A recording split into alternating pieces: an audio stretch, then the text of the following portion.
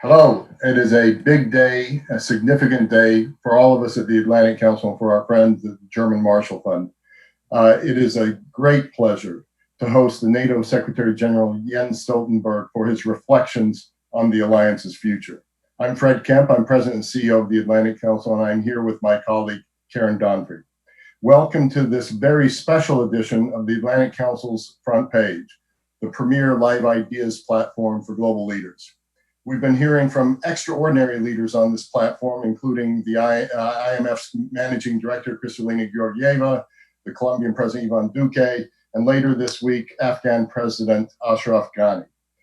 We are delighted to be partnering with our colleagues at the German Marshall Fund of the United States and with NATO Public Diplomacy to bring you a conversation with the Secretary General of NATO for the launch of the Alliance's reflection process, evaluating how to strengthen NATO in an increasingly competitive world. We're having this conversation as the world confronts the worst pandemic in a century and the deepest economic downturn since the Great Depression. And here in the United States, we're also facing the most widespread anti-racist protests in 50 years.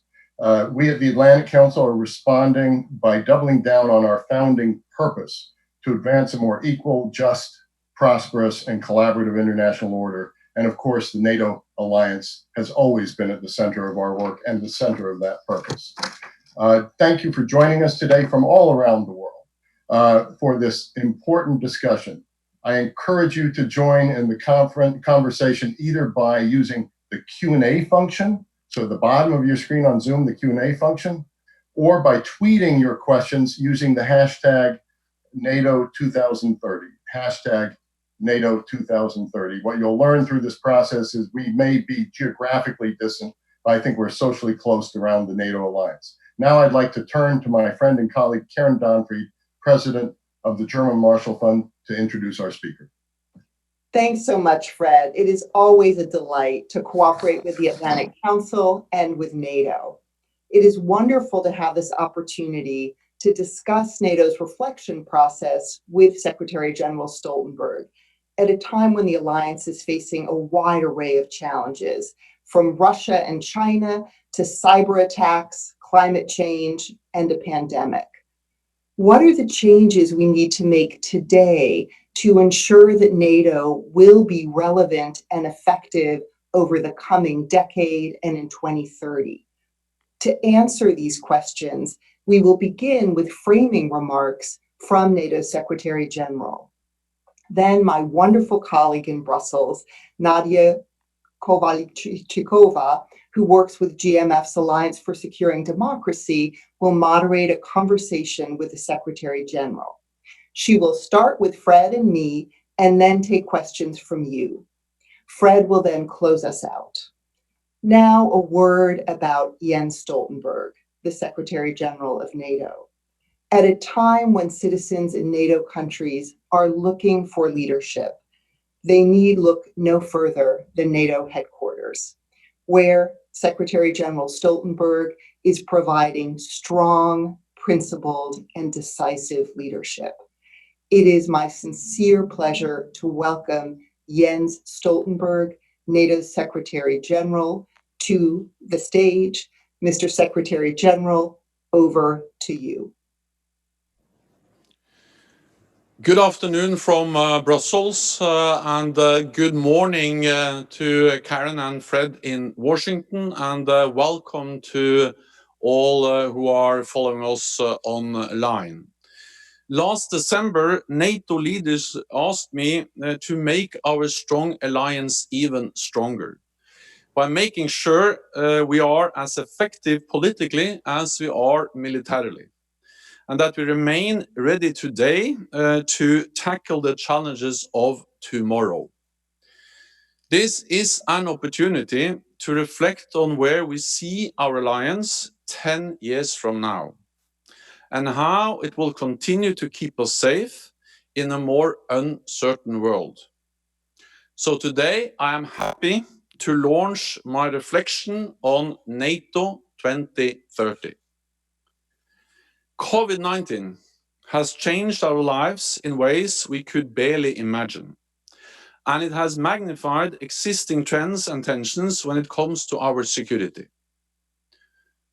Russia continues its military activities unabated. ISIL and other terrorist groups are emboldened. Both state and non-state actors promote disinformation and propaganda. And the rise of China is fundamentally shifting the global balance of power, heating up the race for economic and technological supremacy, multiplying the threats to open societies and individual freedoms, and increasing the competition over our values and our way of life. NATO 2030 is about how we adapt to this new normal. And to do this, we must stay strong militarily, be more united politically, and take a broader approach globally. So first, we need a strong military alliance to protect our democracies and to continue to compete in a more competitive world. Threats to our security have not gone away while we are focusing on the pandemic, just the opposite. As we look to 2030, we must continue to invest in our armed forces and modern military capabilities. They have kept us safe for over 70 years, as they continue to do today. Security is the foundation for our prosperity now and in the future. But military strength is only part of the answer. We also need to use NATO more politically.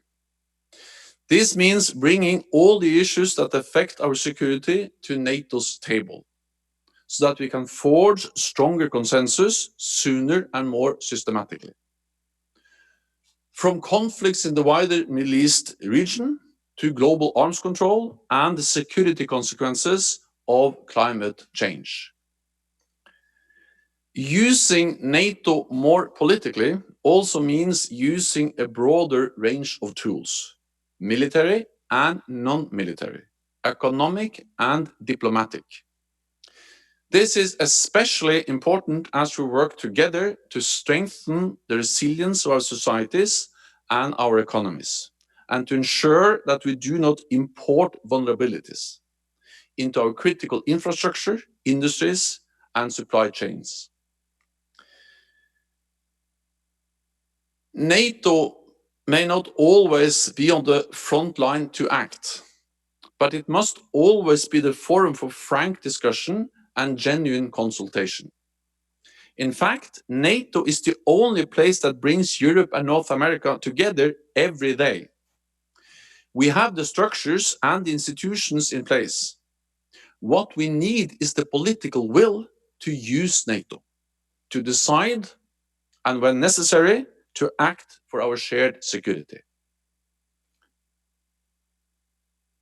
Finally, in a world of greater global competition, where we see China coming closer to us from the Arctic to cyberspace, NATO needs a more global approach. This is not about a global presence, but about a global approach. NATO brings together 30 allies on both sides of the Atlantic. Almost 1 billion people, half of the world's military and economic might, and a network of global partners.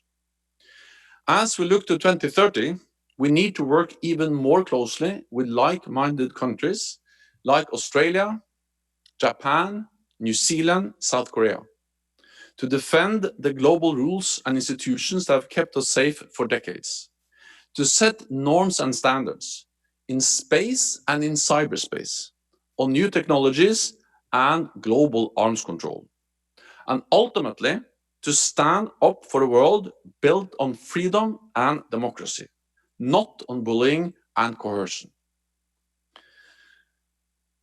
The challenges that we face over the next decade are greater than any of us can tackle alone. Neither Europe alone nor America alone. So we must resist the temptation of national solutions.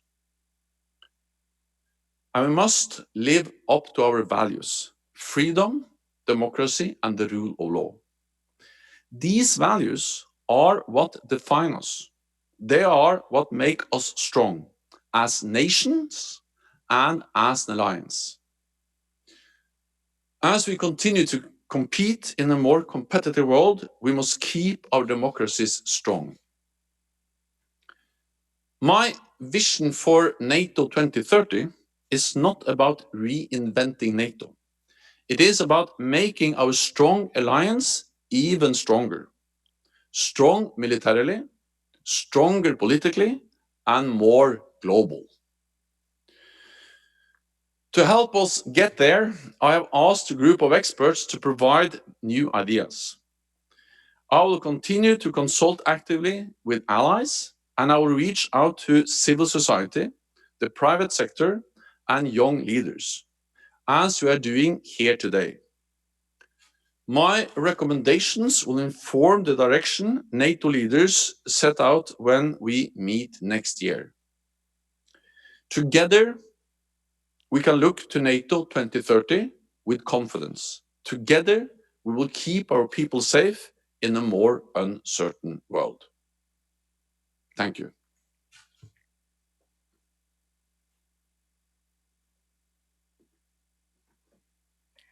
Thank you very much, Secretary General, for your insightful remarks and for sharing with us your vision and reflection for NATO 2030.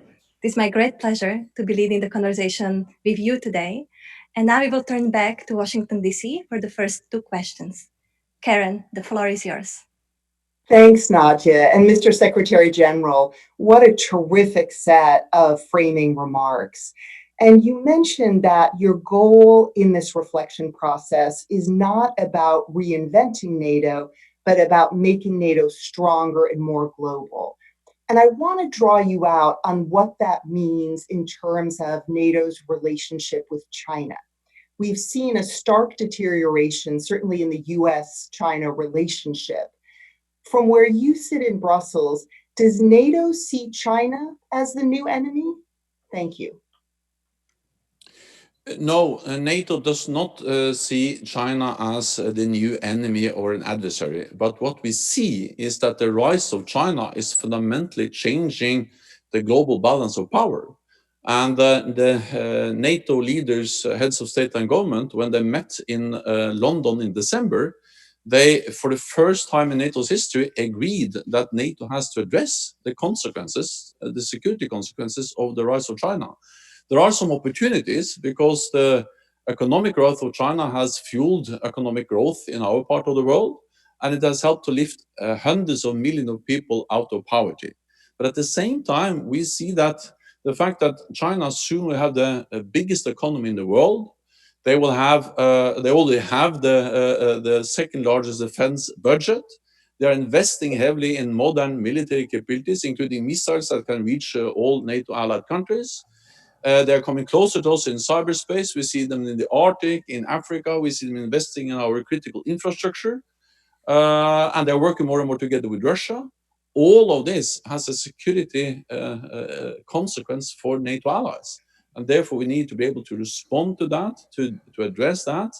And we need to do that by forging NATO as a stronger political alliance. We need to do that by working together with partners, not least in the Asia Pacific, including Australia, Japan, South Korea, New Zealand, which are very close and like-minded partners to NATO. So this was a message coming from the leaders last December, and now we are following up on that when we now address NATO 2030 and the reflection process. Very important points. And I would like to turn to the second question coming from DC. Fred, over to you.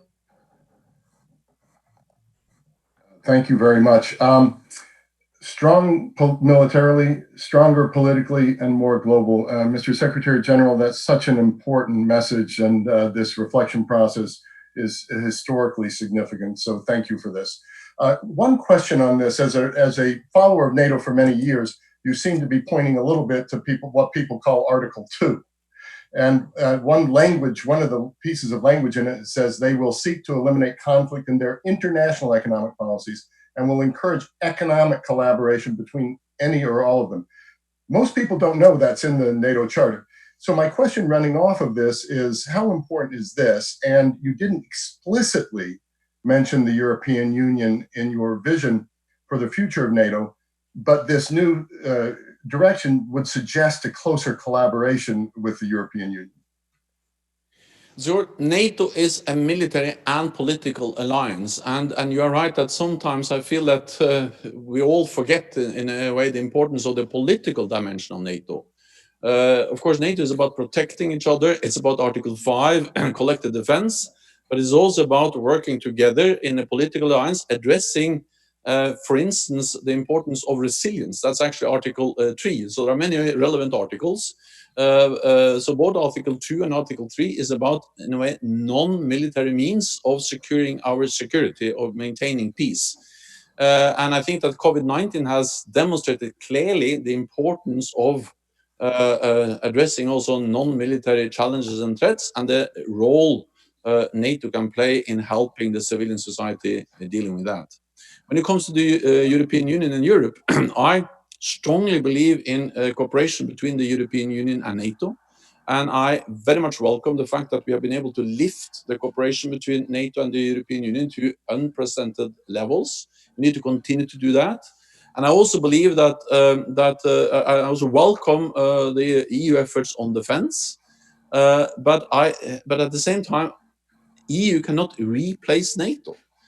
We have to remember that almost 60% of the people living in NATO, in a NATO country, they live in a non-EU state.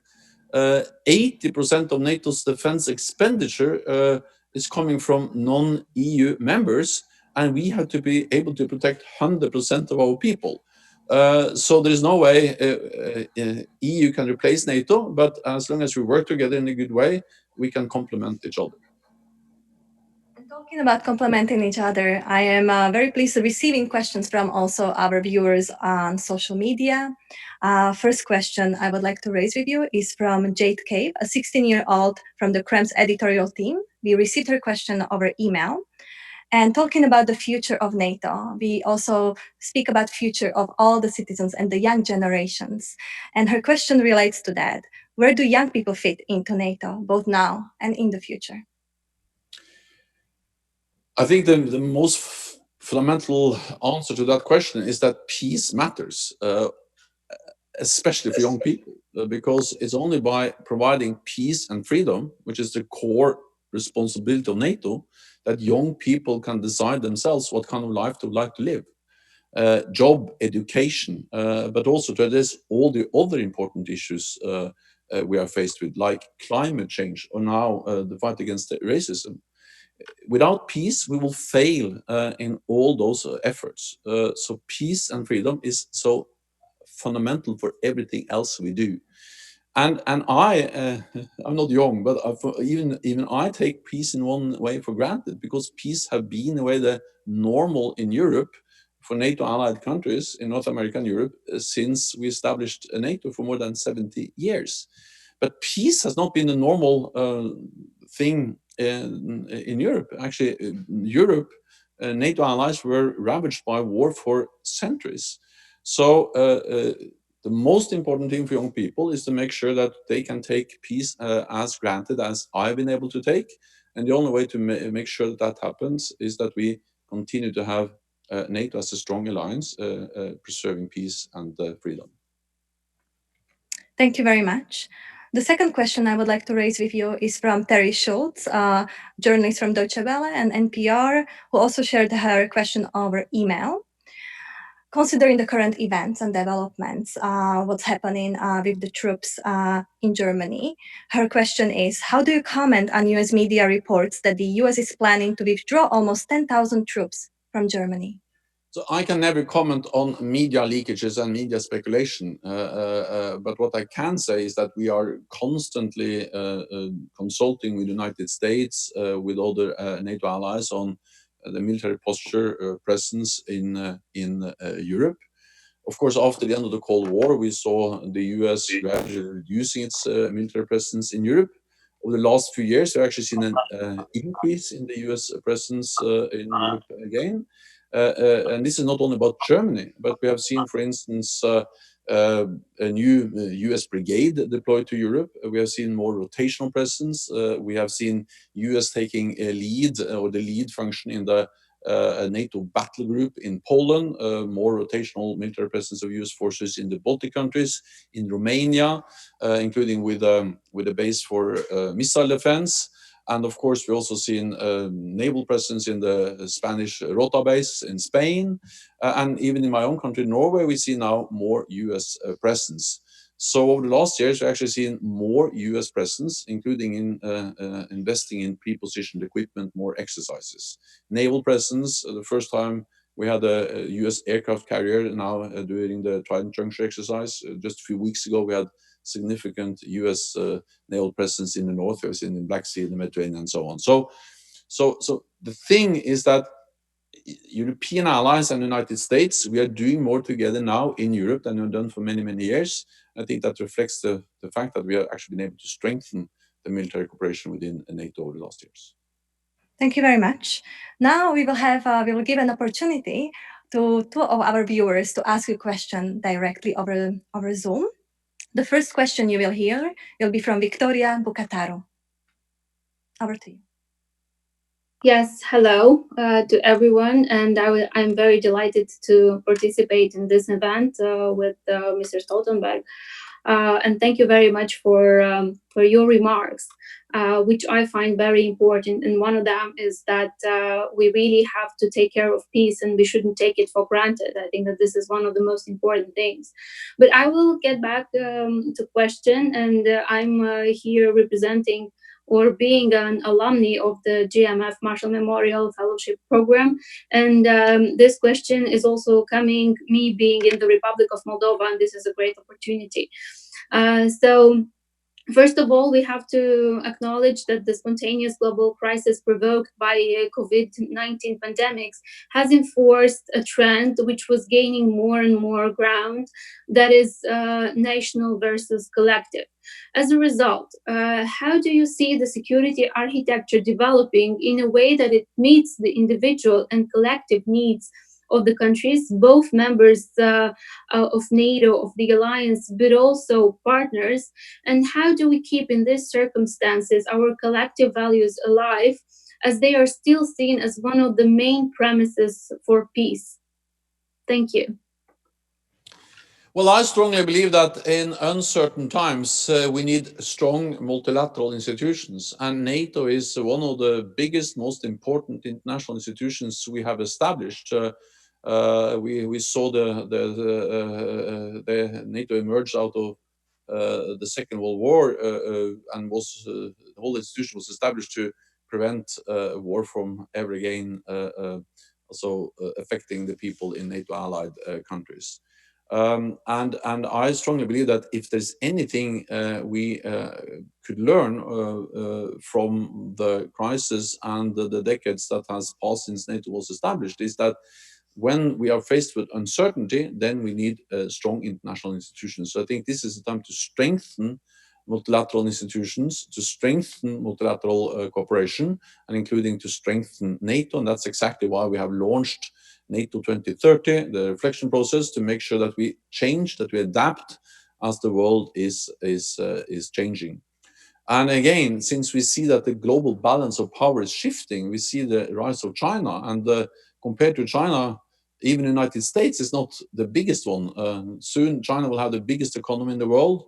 They are leading in investing in a lot of advanced technologies, including parts of artificial intelligence, quantum computing, and so on. Then it's even more important that we stand together, North America and Europe together, because we cannot manage this alone. We need to do this together. So my main message is that when things are difficult, then it's even more important that we stand together and that we do that North America and Europe together. Thank you. Thank you very much. And before we come back to social media questions, we have the second question over Zoom again from Rachel Alehus. Over to you, Rachel. Yes, hello, Secretary General, and thank you so much for your leadership in these very turbulent times. You already mentioned that NATO is increasingly expected to deal with non-military challenges like disinformation, cyber, energy, and climate, and that NATO doesn't necessarily hold all the tools. In addition to the partnerships that NATO has with other countries, for example, in the Asia Pacific, how can NATO update and possibly expand its partnerships network to make sure it has the right partners to tackle these challenges? So I'm thinking along the lines of private sector partners, other international organizations. How can it expand that network? Thank you.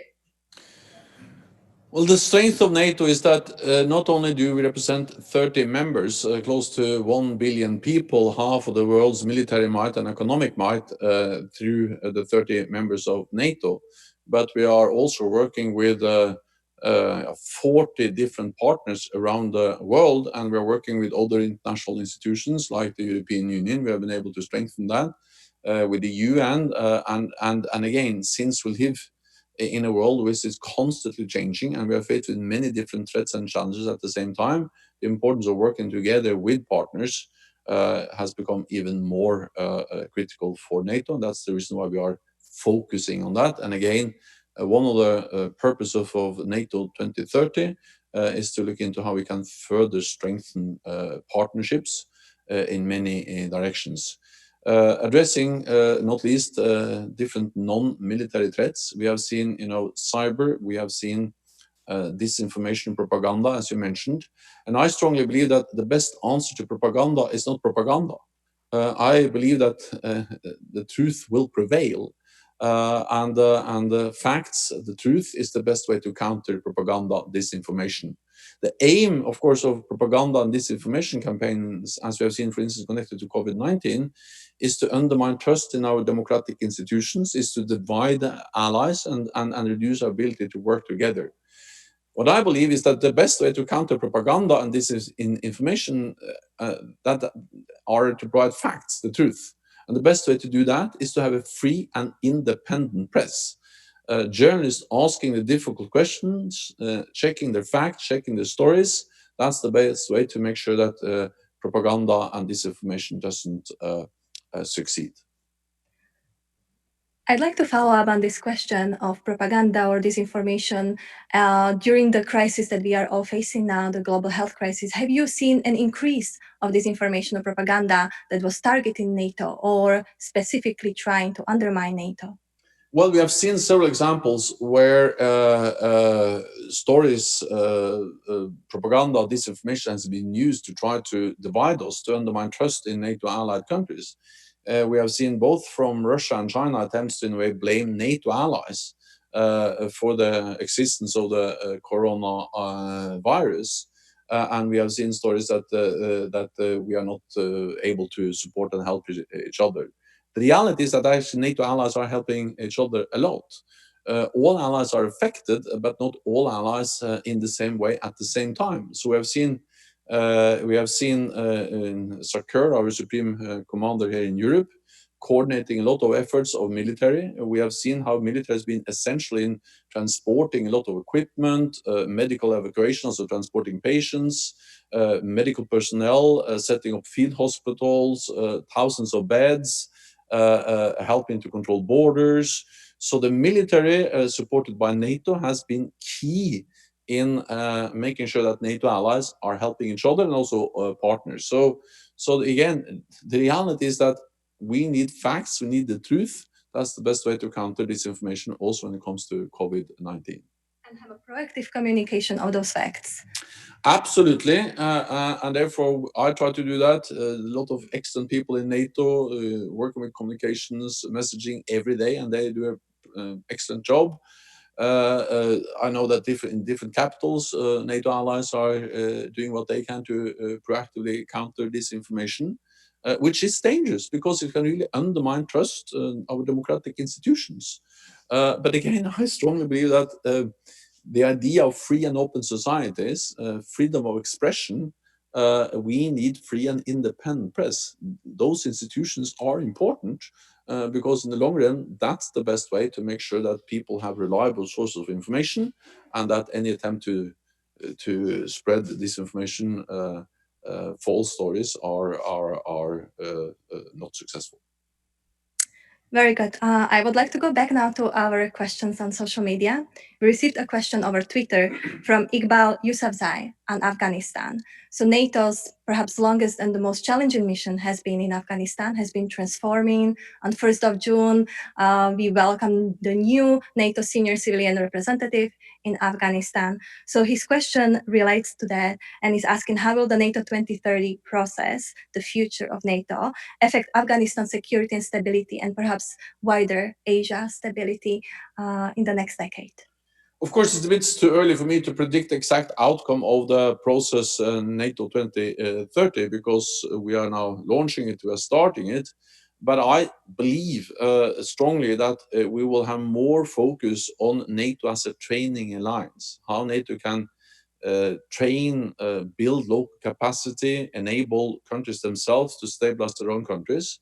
Because I think the lesson learned from Afghanistan, Iraq, and elsewhere is that, of course, NATO has to be able to intervene, to deploy a large number of combat troops in big combat operations. But in the long run, the best weapon we have to fight terrorism and to stabilize countries is to enable countries to stabilize their own countries and to fight terrorism themselves. And that's exactly what we do in Afghanistan. We have been there for almost 20 years. But I think that what we have done over the last years has been to focus on enabling the Afghans to fight terrorism themselves, to stabilize their own country. And there are many problems, many reasons to be concerned about the situation in Afghanistan, but there is a huge achievement that we now have a strong Afghan security force, which is able to fight terrorism themselves. We welcome the agreement between the United States and Taliban, because that is the first very important step towards lasting peace in Afghanistan. And lasting peace in Afghanistan we can only have if there's inter-Afghan negotiations, the Afghan-owned, Afghan-led process. And we support that. And I believe that the best way we can do that is to continue to train and help the Afghan security forces so they can create peace and stability in their own country themselves. Thank you very much. And talking about the peace and stability in the future, where we are also facing new threats or advanced or new challenges we might not be even aware of coming from cyber or the use of technology in different ways. We have a question that came over email from Velizar Shalamano. And now, considering the fact we are 10 years since the adoption of the strategic concept, and we are looking into the next 10 years and hopefully beyond as well, his question, is it time for a new strategic concept of NATO to address cyber, space, and hybrid threats with the potential disruptive role of technology on the 2030 horizon? Do we need and should we have a new strategic concept? So first of all, again, I think it's a bit too early to say whether the process NATO 2030 will lead to a new strategic concept for NATO. For me, the most important thing is that we continue to change and adapt. One of the main reasons why NATO is the most successful alliance in history is that we have been able to change every time the world has changed. And we need to continue to change because the world continues to change. And the aim of NATO 2030 is to make sure that happens. And I think that we have seen that in the strategic concept NATO has today, we have identified 3 core tasks: collective defense, crisis management, including fighting terrorism, and cooperative security, also working with the partners all around the world. This strategic concept was agreed back in 2010. That was before Crimea, before ISIL, Iran, Iraq, Syria, and all the challenges we faced since then.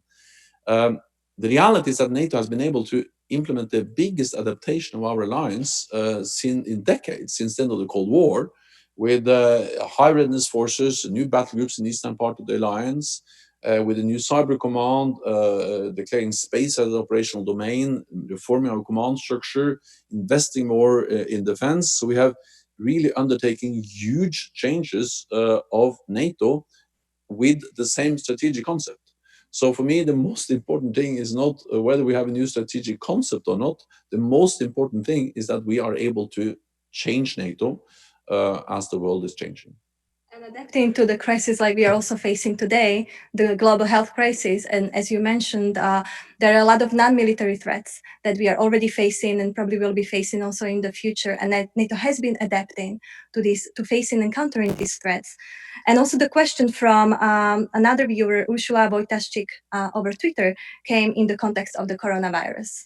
And she's asking if civil emergency planning will continue to be prioritized or expanded in the NATO 2030, let's say in the next year's perspective.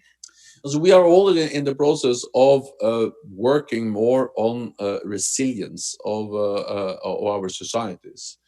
We have something NATO we call the baseline requirements for civil resilience of our societies. And that includes the ability of any society or all our member states to deal with mass casualties. And we have seen the value of that during the corona pandemic. But we're also seeing that there are some lessons we all have to learn. We need to really look seriously into, for instance, do we have the systems in place to have the necessary equipment in right time, at the right place, at the right time? For instance, protective equipment. So we will now, we are now looking into how to update these requirements. We are working on a plan in NATO, both to address a potential second wave of the coronavirus or the COVID-19 pandemic, and a more long-term plan to cope with pandemics more in general. So again, it underlines that resilience, be it infrastructure, telecommunications, 5G, or healthcare, access to protective equipment, all of that matters for the civilian society, but it actually also matters for NATO as a military alliance and our military capabilities.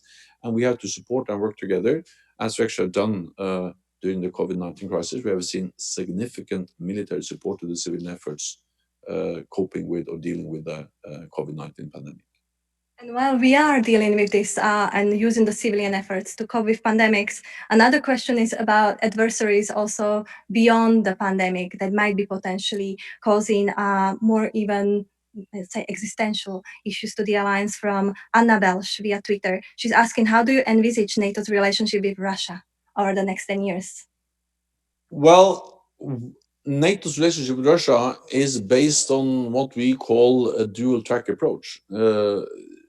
We have seen a more assertive Russia. We have seen a Russia being willing to use military force against neighbors in Georgia, in Ukraine, investing heavily in new modern capabilities, including new nuclear capabilities. They are deploying now a new missile called SSC-8, missile which can reach European cities, reduces the threshold for potential use of nuclear weapons in an armed conflict, and led to the demise of the INF Treaty, a treaty that banned all intermediate range weapons. And so they're heavily modernizing their nuclear arsenals and also adjusted their doctrines.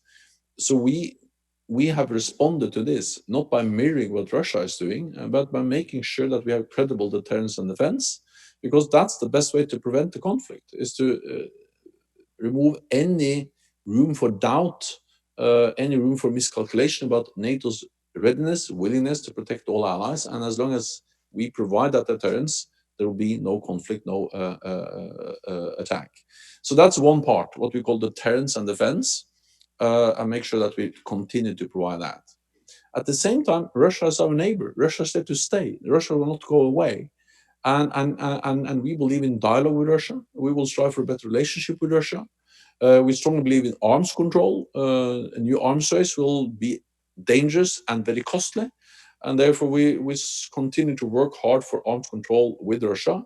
And that's part of what we call dual-track, the dialogue approach to Russia. And I can just say myself, as a former Norwegian politician, prime minister for 10 years, is that I know that it's possible to talk to the Russians and to actually make agreements with them. We did that, Norway, Russia, for many, many years, on military issues, on energy, on border issues, on many other issues, environment, fisheries, and that was not despite of NATO, but it was because of NATO. NATO provided a platform for us to work with Russia. And on this note of the importance of the cooperation and the dialogue, it was a great pleasure for me to lead the conversation with you. We have to wrap up. We have more questions coming in. Unfortunately, we do not have more time today. Hopefully in the future, maybe in 10 years, if not sooner. And I would like to turn back to Washington, D.C. for concluding remarks. So back to Fred. Over to you, Fred. Mr. Secretary General, I don't know what the global virtual equivalent is to a standing room only audience, but we've had it here today. And there are still 100 questions out there or more. We hope to have you back soon again. On behalf of Karen Donfried and everyone at GMF and everyone at the Atlantic Council, thank you for these really important reflections. We look forward to working with you on deepening the political dimension, on the global dimension, and of course on the related China dimension. For our guests, thank you for joining us today. We hope that you can join us Thursday, June 11th, this Thursday, at 10 a.m. Washington, 4 p.m. Brussels, 6:30 p.m. Kabul for President Ashraf Ghani, and have a good week. Until then, Mr. Secretary General, thank you again for these really important comments to make an institution stronger that needs to be strong during these times.